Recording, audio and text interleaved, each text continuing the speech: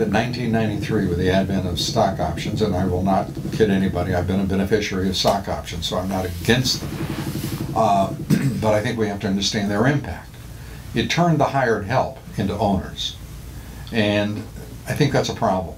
It's made people, amazingly, a lot of people, fabulously wealthy.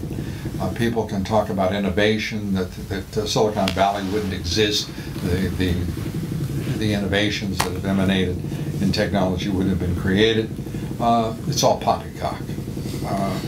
Those innovations would have been driven by the entrepreneurs who drove those companies. And by the way, that's where there is the greatest alignment of interest between ownership, the people who founded the company, and their remuneration. But broadly, corporate America is well, hoggish at the trough, understandably. They've been incentivized to be. This business of aligning shareholder interests with management. You show me the shareholder who is aligned with the CEO, whose income across all aspects, that is bonuses, compensation, wages, as well as stock options or restricted stock, is 500 to 700 times that of the average employee of that company. You know, the same CEOs who will say to you, well, it's just the way it is, and it takes this to keep me here, are the same guys who will say, we've got to outsource our production jobs, our service jobs to India, to China, because that's efficiency in the marketplace and that's productivity, and we've got to be competitive.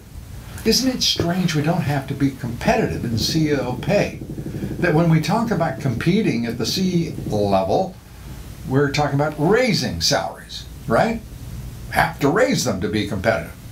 If you're talking about everyone below the C level, you gotta cut those salaries to be competitive. Does somebody want to explain to me that reverse mirror that works so well? It doesn't work well. 36 years of consecutive trade deficits. We've got companies that are in tremendous shape on their balance sheets. But we're also a country that continues to forget something that Henry Ford said long ago, as he found that his company was paying $5 a day, which was about twice the going rate. He said, and when asked why he was paying so much, he said, because I want my workers to be able to afford to buy the cars they're building. Mm. So simple and so obvious in a simpler time.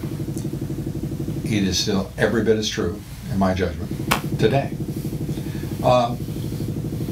Wages have been stagnant in this country for 30 years. Stagnant and declining.